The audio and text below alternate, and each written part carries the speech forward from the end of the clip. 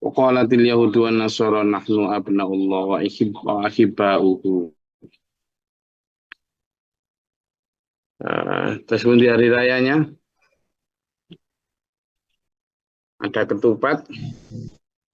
Alhamdulillah, Gus Sugeng Riyadi minal aidin wal faizin nyumpang putus dari kelepasan teman-teman Gus Glory kalian sederek-sederek sedanten yang mau tuju menika.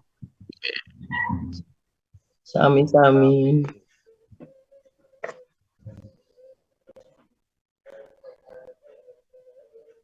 Iya, alhamdulillah. Hari ini puasa lagi.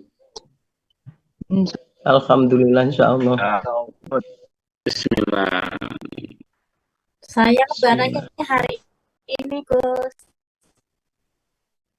Loh, kenapa ya? Saya ikut hilal. Oh, hilal, kenapa hilal? Hilal baru kelihatan kalau di Australia. Hmm. Karena ngikutin hilal Indonesia.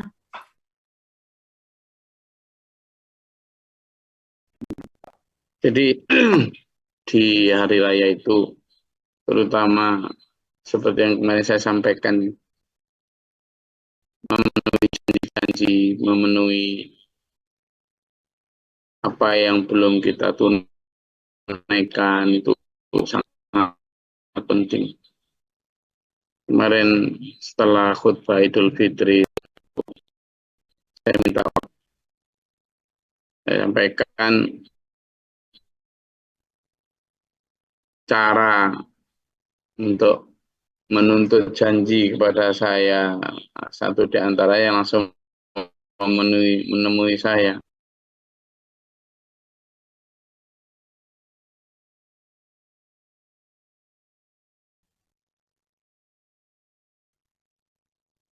Nah, ternyata setelah sholat itu kemudian datang karena tadi diperintahkan untuk menghadap bagian pernah dijanjiin Glory, maka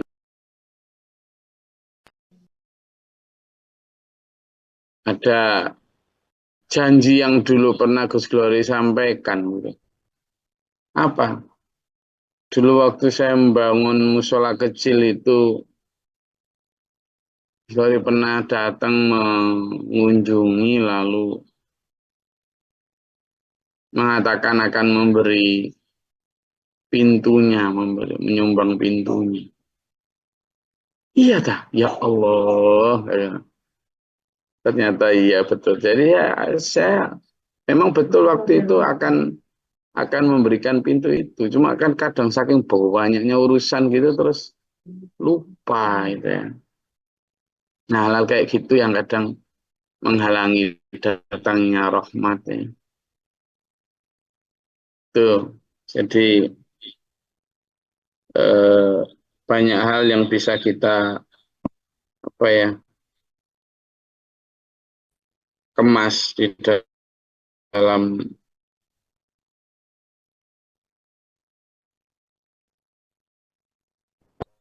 hari raya itu, terutama adalah dari resiko-resiko dituntut nanti di akhirat. Ya, ini yang harus jadi tekad kita, trainer profesional gitulah. Kadang di dalam training-training itu juga terungkap untuk memotivasi peserta itu. Ayo siapa yang ini? Nanti saya kasih hadiah. Gitu. Banyak. Meskipun hadiahnya kecil. Jadi kemarin akhirnya ada dua. Saya pernah ngasih training tentang dunia digital di Jakarta. Ternyata saya pernah janjiin ngasih sebuah buku karya saya juga tentang pemberdayaan masyarakat. Ternyata belum, padahal itu sudah 2 tahun yang lalu. Untung kemarin ditagih sama seseorang. Diingatkanlah dengan hadirnya orang itu. Lalu Ada lagi saya pernah ngasih training tentang strategi dakwah. Itu juga begitu. Ternyata saya menjanjiin untuk ngasih hadiah kepada pemenang lo. Nah itu juga gitu saya ngasih. Akhirnya saya alhamdulillah kemarin tak sampaikan. Ya, itu banyak hal-hal yang mungkin juga sering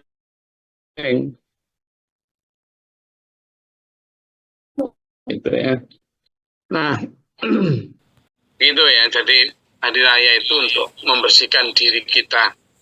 Demikian pula pada saat minta maaf, pada saat kita saling membuka. Namanya open house itu sebenarnya, kalau ada sebutan open house, itu sebenarnya bukan hanya tentang jajanan, tentang suguhan lahir ya. Open house itu bicara tentang membuka hati kita untuk mau dikritik, untuk mau diingetin tentang dosa kita, tentang janji kita. Itu yang terpenting. Harus diingetin. Dulu pernah janji gini, dulu pernah dosa gini, saya mohon maaf ya karena saya dulu begini gitu. Oke. Oke. Orang-orang Yahudi dan orang-orang Nasrani mengatakan kamilah anak-anak Allah dan kami kekasih-kekasihnya. Katakan kul falima yu'adzibukum bidunubikum. Kalau kamu memang begitu kenapa? Kalau kamu memang kekasihnya, kalau kamu memang anak-anak Allah, lah kenapa kok kamu disiksa dalam setiap beberapa periode kerasulan? Kenapa coba di masa lalu? Bal antum basyarum mimman khalaqa. Ndak, kamu itu manusia biasa. Yang memang ya sama seperti ciptaan-ciptaan Allah yang lain. Ndak ada satu kemudian kamu itu anak Allah, ndak. Nah, ini sudah ditegaskan dalam Al-Quran. Jadi kita pun harus mengikuti ketegasan itu. Kita pun harus tetap mendakwahkan ketegasan itu. Di mana Allah yang menciptakan manusia ya yang lima yasha wa yu'adzibu man yasha. Allah mau menghazab, mau mengampuni, itu urusan Allah. Kenapa? Walillahi mulkus samawati wal ard wa ma bainahuma. Dan apa yang ada di langit dan di bumi ini milik Allah semua. Kerajaan langit, kerajaan bumi milik Allah semua. Bahkan apa yang di antara keduanya. Dan wa ilaihil masir, dan akan kembali semuanya kepada Allah. Nah, dulu di ayat ini tuh terutama bicara tentang kekuasaan Allah. Bahwa Allah itu wenang gawe tinggal gawe. Apa itu? Wenang gawe tinggal gawe itu berkuasa atas segala sesuatu. Kini ini yang paling enak itu lendean sambil merem-merem didik. Ya. Paling enak itu. Ya. Sambil dengerin ngaji. Wis ngantuk oleh pahala. Oh enak. Ya alal kitab ja'akum rasuluna yubayyinu lakum ala fatratin. Wahai kitab, sudah datang Rasul kami untuk menerangkan kepada kalian tentang hal yang kamu perselisihkan, hal yang kamu selewengkan, hal yang kamu sembunyikan, hal yang kamu campur adukkan antara hak dan batil. Itu ya. Jadi Rasul ini yubayyin itu di situ menerangkan, menjelaskan tentang apa yang kamu perselisihkan. Misalnya di antara mereka ada perselisihan tentang tafsir ini, tentang sejarah ini, tentang klaim ini, tentang definisi ini, makna ini. Diperselisihkan, diterangkan sama Rasul, diterangkan, diturunkan Allah. Apa yang kamu sembunyikan? Nah, biasanya kan ada juga yang disembunyikan tuh. Ayat-ayat yang tidak diterangkan, hukum-hukum yang tidak diterangkan. Tuh. Apa yang kamu perselisihkan, apa yang kamu sembunyikan, apa yang kamu campur adukkan antara hak dan batil. Tuh. Ya. Kemudian apa juga yang kamu tidak terangkan, ya, jadi tuhuna, dan apa yang kamu abaikan. dipalsukan, selain dicampur adukkan, dipalsukan. Dia mengatakan ini dari Allah padahal bukan dari Allah. Ini ada di kitab padahal bukan dari kitab. Ini dalilnya padahal itu ucapan dan tafsir manusia dijadikan dalil utama, mengalahkan dalil Al-Quran, dan sebagainya. Nah itu yubayyinu lakum. Misalnya seperti ini dulu ya. Ini saya minta sampean hati-hati juga. Ada yang terkenal banget. Lalu mengatakan begini. Saya ini tidak pernah tahajud. Jarang sekali tahajud. Apa tahajud itu? Sampean tahajud. Tapi nanti kalau tahajud lalu masih berharap dapat ini, dapat itu. Nuntut Allah ini, nuntut itu. Kalau dibanding tahajud yang nuntut minta gini sama Allah, minta gitu sama Allah, masih lebih baikan orang yang tidur dan menikmati nikmat Allah, katanya gitu. Dia bilang gitu. Jadi masih baikan tidur, tapi dia mensyukuri nikmat Allah, daripada tahajud, tapi dia masih nuntut Allah, minta ini, minta itu, nanti kemudian kalau nggak terjadi, nyala-nyalain Allah. Ini logika-logika yang coba diputar balikkan dengan akhirnya orang tidak pengen dan tidak biar. Padahal tahajud itu mau kamu nanti jelek atau buruk, tahajud itu perintah. Tahajud itu perintah. Quran yang memerintahkan. Nabi mencontohkan ratusan bicara Nabi tentang tahajud itu. Nah, kayak gini-gini ini kan satu di antara yang perlu dijelaskan pada umum. Apalagi kalau yang ngomong itu tokoh besar, nah, diikuti jutaan orang. Surat Al-Isra itu jelas, banyak dalam ayat Al-Quran itu tentang ciri orang beriman itu adalah menghabiskan banyak malangnya itu untuk sujud-sujud panjang. Loh, ini kan karena apa? Akhirnya banyak yang suka. Karena apa? Cocok dengan nafsunya. Gitu loh, telur. Bangun semua ini. Bangun semua ini. Jadi, para nabi, para rasul dahulu juga begitu. Berbenturan dengan tafsir-tafsir yang dibuat-buat, yang dipalsukan, disembunyikan, atau disamarkan agar cocok dengan nafsu manusia. Kayak itu tadi. Dia membandingkan dengan logika bahwa tidur tapi dia bersyukur lebih baik daripada tahajud tapi dia minta ini minta itu kepada Allah. Nah ini kan perbandingan yang seolah-olah benar tapi keliru. Tahajud itu perintah. Gitu loh.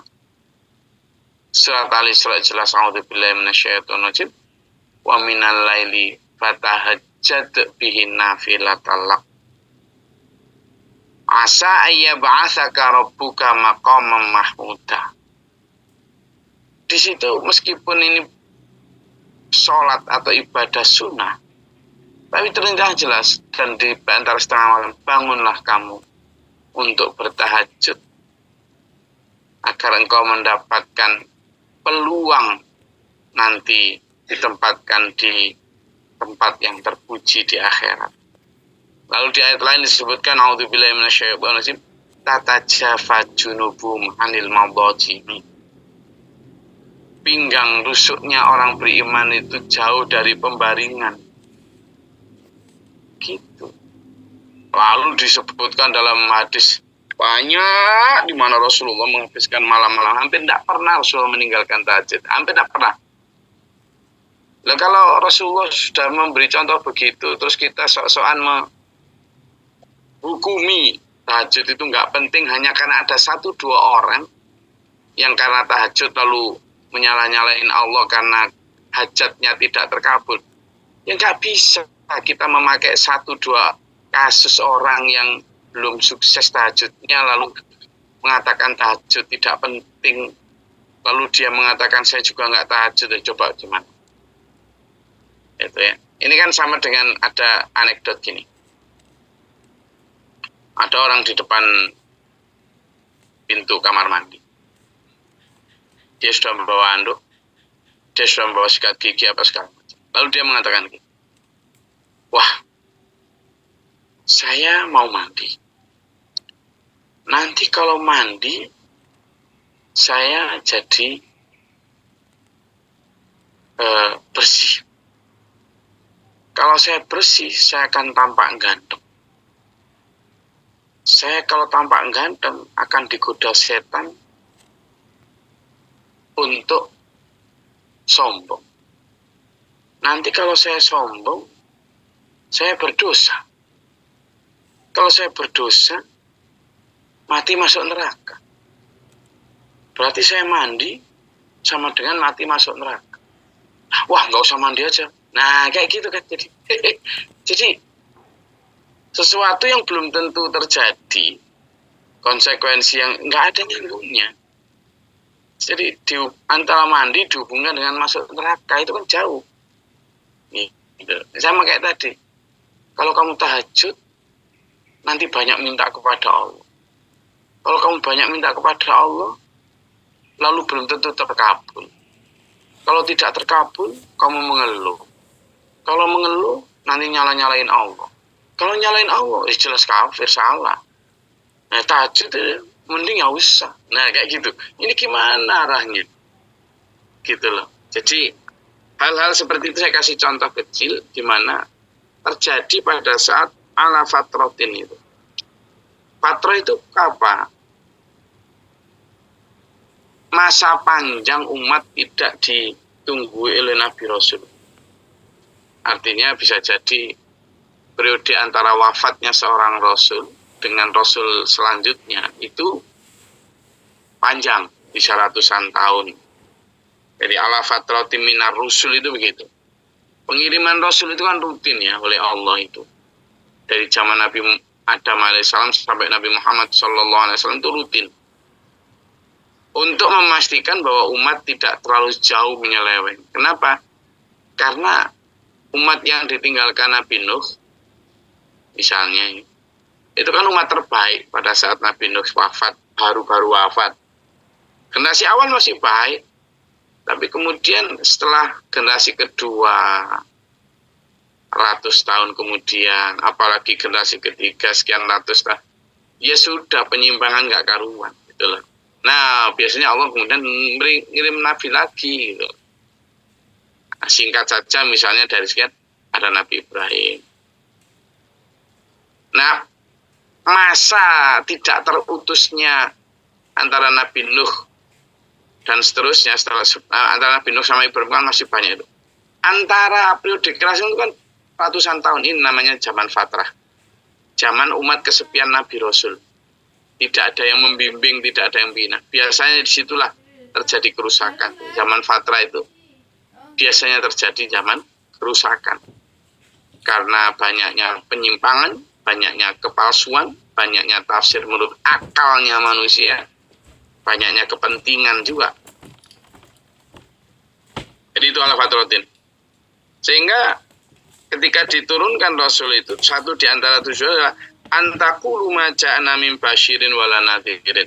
Supaya mereka tidak mengatakan bahwa tidak pernah datang ke kami seorang pembawa kabar gembira tentang iming-iming surgamu ya Allah, atau wala nadhirin, dan tidak pula tentang seorang pemberi peringatan yang memberi kita ancaman neraka. Tidak ada itu. Padahal sudah ada. Nah, kenapa kok sampai kadang umat mengatakan tidak ada padahal ada? Kira-kira kenapa? Kenapa di dalam periode itu umat kok mengatakan tidak ada Rasul padahal ada? Ya karena Rasul yang ditunjuk Allah itu tidak kentara, tidak kelihatan zahirnya hebat, terkenal, viral, dikenal tokoh, pengikutnya jutaan, tidak terkenal gitu. Wa fikum rasulun, sampai gitu, sampai Allah itu pernah berfirman di salah satu ayat itu. Wa fikum rasul. Kamu tuh nggak sadar toh, di tengah-tengah kamu itu ada Rasul. Ya karena memang Rasul yang di tengah-tengah mereka itu ya bisa jadi orang baik, benar, tetapi menyampaikan hal yang tidak disukai manusia, tidak sesuai dengan tradisi. Sudah pun begitu yang menyampaikan ini orang biasa, bahkan mungkin dari kalangan ardalun, ya susah mengenali itu. Apalagi tidak ada pangkat, tidak ada ini, juga tidak ada apa tampak gemebiar surban atau tidak ada. Jadi itu. Kadang mereka mengingkari adanya kenabian Rasul itu karena saking tidak tahunya di sekitar mereka ada Rasul. Padahal faqad ja'akum basyirun wa nadhirun. Kalau baca basyirun pakai shin yang tebel ya, shin. Jangan basirun. Kalau basirun itu artinya maha melihat, maha teliti, maha mengetahui. Kalau basyirun pakai shot, pakai shin ini bukan pakai shot. Kalau basirun shot itu artinya maha melihat atau maha mengetahui. Tapi kalau basyirun shin pakai shin ini artinya manusia biasa. Beda arti ya. Makanya penting juga untuk melatih makharijal huruf ini. Sungguh sudah datang membawa kabar gembira tentang surga dan memberi peringatan tentang neraka. Wallahu ala kulli syai'in qadir. Allah Maha Kuasa atas segala sesuatu, termasuk Maha Kuasa untuk menunjuk Rasul siapapun dari kalangan apapun. Itulah. Kamu siapa kamu wahai manusia memberi kriteria Allah tentang siapa yang layak untuk menjadi utusannya? Kamu itu siapa?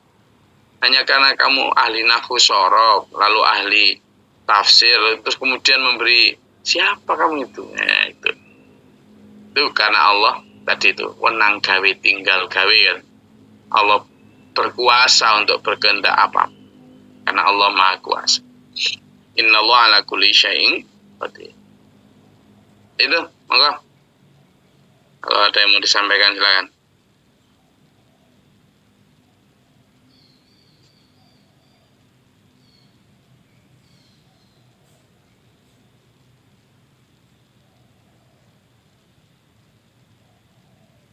Ada?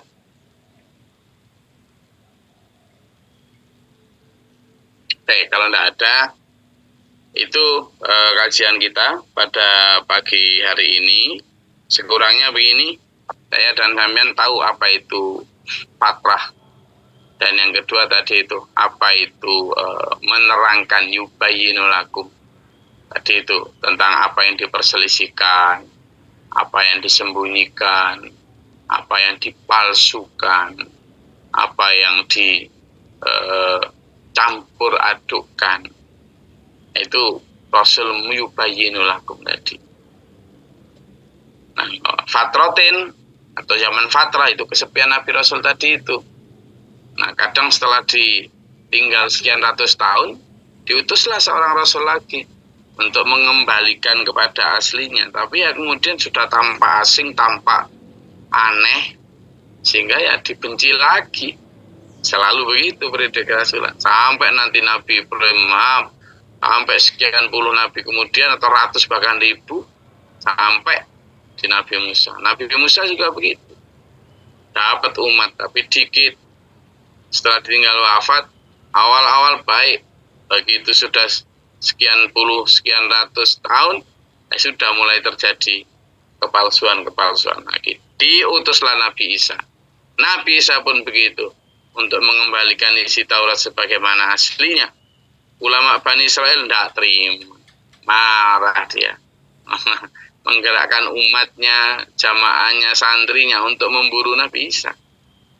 Mendiskriminasi. Ya kan? Datanglah kemudian Nabi Isa itu terakhir dengan 12 Hawariyun. Nabi Isa dirafa kepada Allah. Hawariyun kemudian memencar ke seluruh penduduk negeri. Itu. Tapi masing dibunuh. Nah, semua setelah semua terbunuh, muridnya Hawariyun mungkin masih bagus. Tapi setelah itu sudah penyimpangan. Sekian ratus tahun kemudian Nabi Muhammad SAW datang. Ya, mereka tidak mau dibilang keliru ketika mereka mengatakan nahnu abna'ullah wa hibbaihu. Kamilah anak-anak Allah. Itu pemahaman dari mana? Tapi diingatkan, mau. Nah, ini yang perlu kita pahami secara umum. Saya itu ada lagi yang mau disampaikan? Wonten Gus Lori. Ya, gimana, Dok? Niki Bisa. saya Indelopo. dari Ndalopo. Ngapunten saya ndak pakai video. Begini Gus Lori. Yang pertama terkait dengan hari raya, yang jelas kami secara pribadi dan keluarga mohon maaf kepada Gus Lori kalau selama ini ucapan saya, sikap saya banyak yang kurang berkenan, Gus, mohon maaf. Kemudian yang kedua yang jadi pertanyaan, kemarin sempat ngobrol sama istri, bagaimana sikap dalam memaknai hari raya ini, anak kepada orang tua, kemudian orang tua kepada anak, dan yang utama adalah santri kepada gurunya, Gus. Matur suwun. Jadi kita itu sudah diajarin Allah banyak ya dalam bagaimana berinteraksi antara anak atau yang lebih muda kepada yang lebih tua, kepada orang tua. Kalau kepada orang tua udah jelas bagaimana kita harus, misalnya la tajhar sautik, jangan kamu keraskan suaramu di depan entah itu gurumu atau orang yang lebih tua, apalagi orang tua. Kenapa? Ini tentang kesopanan. Lalu tentang bagaimana kita merendahkan sayap kita, wafid janahaka, rendahkanlah sayapmu. Sayap itu maksudnya kita harus sopan. Ya kayak kita kalau mau lewat kan kita rendahkan tangan kita dengan permisi gitu. Itu ternyata Quran yang ngajarin juga. Quran itu. Lalu kemudian la taqul lahuma uffin misalnya. Janganlah kau meneriakkan atau mengatakan kepada kedua orang tua. Itu aja sudah bagaimana agar kita menjaga sopan santun kita. Wala tanharhuma, dan janganlah engkau pernah sekali-kali membentak mereka. Membentak saja tidak boleh, apalagi mendebat, apalagi kemudian sampai berbuat kasar. Membentak saja tidak boleh. Kemudian juga wa qul lahuma qawlan karimah, dan katakan kepada mereka ucapan-ucapan yang mulia, yang baik, yang ma'rufan, yang karim, yang baik, yang mulia. Dan kemudian juga bergaulah dengan mereka dengan baik. Lalu peliharalah, rawatlah mereka. Nah, ini berlaku untuk anak kepada orang tua. Kalau kepada guru juga demikian. Kenapa kita wajib hormat, taat kepada guru kita? Itu ya karena memang kita ini murid, itu minta diarahkan atau mengarahkan diri sendiri. Sama dengan tadi orang tua, kita ini bukan apa-apa kalau tidak ada orang tua yang memang diciptakan Allah sebagai perantara hadirnya kita di bumi. Sama, guru juga begitu. Kita ini tidak bisa apa-apa kalau nggak Allah menghadirkan seorang guru yang membimbing kita. Itu. Makanya Ali bin Abi Thalib itu pernah dawuh gini, Mas. Antara satu huruf ilmu yang benar, hak dan menyelamatkan dibanding dengan emas sebesar gunung, itu masih berharga satu huruf ilmu yang kita terima dan bisa menyelamatkan diri kita itu.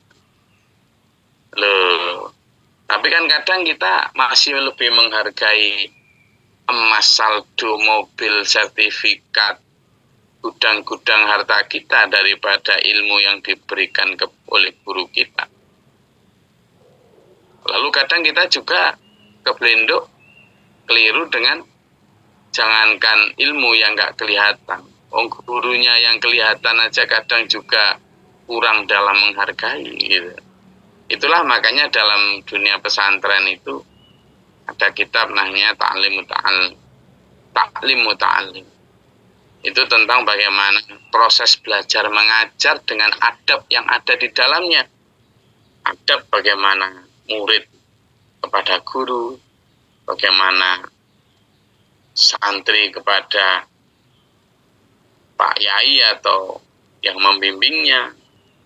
Quran luar biasa, hadis juga luar biasa. Misalnya tentang ketika ada perintah fasah, kata fasahu, ketika diperintah untuk berlapanglah dalam majelis, berlapanglah. Banyak. Termasuk bagaimana contoh para sahabat dalam memperlukan Nabi Muhammad SAW. Karena Nabi Muhammad SAW selain seorang nabi, selain seorang rasul, dia juga seorang guru, seorang pengajar tentang kebaikan kepada para muridnya atau para sahabatnya. Dan memang banyak wajah yang kadang kita lalaikan atau kita lewatkan di dalam konteks hubungan ke anak kepada orang tua, atau murid kepada guru, santri kepada pembimbingnya. Banyak terlewat. Kita kadang memang ya masih ngikuti model-model nafsu dan model-model baru. Nah, ini yang harus kita mulai tata, terutama bulan suci Ramadan sudah lewat, Syawal datang, ya kita mulai dari yang baru. Tidak hanya bajunya yang baru, tapi style dari hidup kita, lifestyle kita itu harus baru. Mindset kita juga harus lebih baru. Okay? Orang tua adalah seseorang yang paling berharga dalam hidup kita.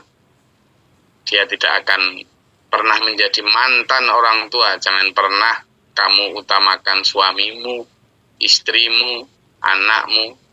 Kalau memang perempuan, memang dia harus mengutamakan suaminya. Toh demikian, dia tetap harus juga menghormati dan menyisihkan waktu atau tenaganya untuk orang tua. Kalau perempuan, apalagi laki-laki, no, kamu nggak boleh mengalahkan ibumu dibanding dengan istrimu, nggak boleh. Tetap kamu adalah milik ibu. Itulah, ya. Jadi itu sudah jelas dalam hadis. Saya gitu, Pak Jom. Siap, matur suwun sangat guys, matur suwun. Ada lagi? Sampai dalam hadis begini ya. Apapun kepemilikan milik anak sebelum dia berkeluarga itu sebenarnya milik orang tua. Tapi apa yang menjadi milik orang tua itu tidak otomatis menjadi milik anak. Nah, itulah. Itu hukumnya begitu.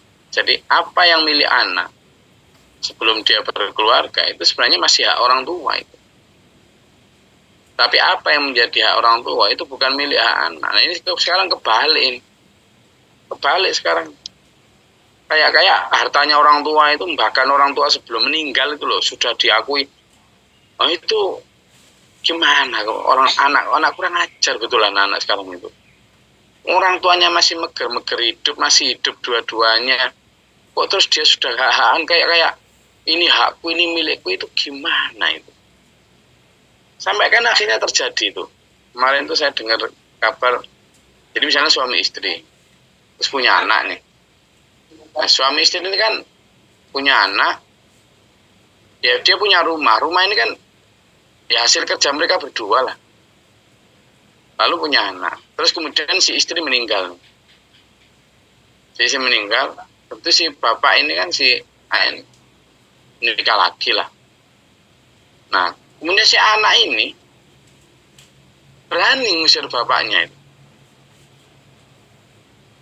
Katanya si bapak ini nggak punya hak atas rumah itu. Lalu si bapak ini juga ya karena dia legowo ya pergi gitu aja. Nah, hal seperti ini sebenarnya menjadi pelajaran untuk kita supaya bahwa harta anak itu milik orang tua, tapi harta orang tua itu belum tentu milik anak, kecuali kalau orang tua itu meninggal dan dia kemudian menjadi waris. Ada juga yang salah kaprah dalam memahami waris. Waris itu hanya ada ketika seseorang itu meninggal. Sebelum dia meninggal itu bukan harta, itu tetap hak milik dia, mau diberikan ke siapapun ya hak dia. Nah, anak-anak sekarang ini boro-boro kok kemudian memberi orang tua. Anak orang tua masih hidup aja minta sudah nggak karu-karuan. Nah ini yang harus perlu diluruskan juga. Oke. Saya rasa itu. Pulau juga mohon maaf yang sebesar-besarnya kepada seluruh dulur-dulur di kajian tafsir ini. Kalau ada singgungan selain tentang isi dari kajian tafsir ya, mungkin juga hal-hal pas guyon-guyon gitu ya, saya mohon maaf, selalu mohon maaf, karena mesti banyak yang paling banyak dosa saya. Ya kenapa? Karena saya yang paling banyak omong kan di sini. Nah itu paling banyak dosa. Saya mohon maaf semua kepada dulur-dulur semua. Sami-sami Gus. Jangan sampai jadi tuntutan nanti di akhirat. Atau kalau ada yang pernah saya janjiin sesuatu, bisa nanti jabri ke saya. Insya Allah. Saya ingin tunaikan. Besok kita libur, insya Allah ketemu hari Sabtu lagi. Ada yang mau disampaikan sebelum saya tutup?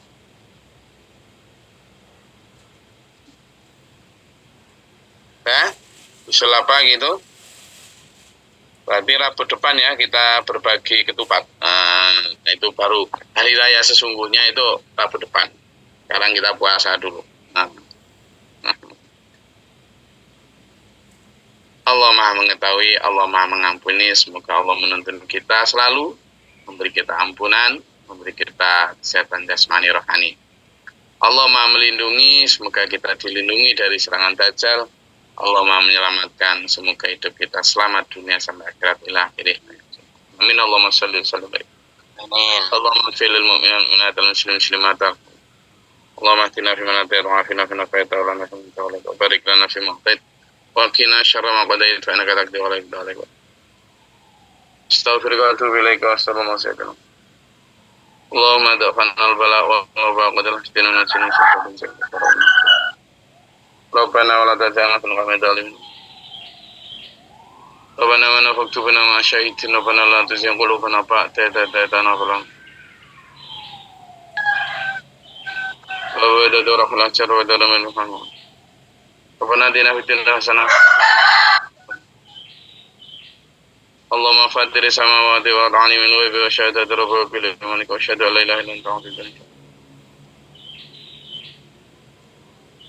Allahumma nas'aluka al-huda wa taqwa wa al-afafa wal-ghina. Wa na'udzu bika min syarri ma sana'u. Menurut dulur tadi yang saya ceritakan tentang anak ke bapaknya itu terjadi di tangga saya sini, di Desa Turi sini. Terjadi. Dia kenal orang. Kasihan dia, terus kembali pulang ke desa sebelahnya gitu loh. Nah, ini kan sesuatu yang nggak perlu dicontoh ya. Dulu mungkin salah mendidik anaknya. Anaknya sekarang seorang bidan, ya sudah bapaknya diusir. Kayak gitu kan yang perlu kita hindari dalam mendidik anak. Terima kasih, sehat-sehat selalu. Bila ada taufiq wal hidayah. Assalamualaikum warahmatullahi wabarakatuh. Waalaikumsalam warahmatullahi wabarakatuh. Allahumma arhamna bil Qur'an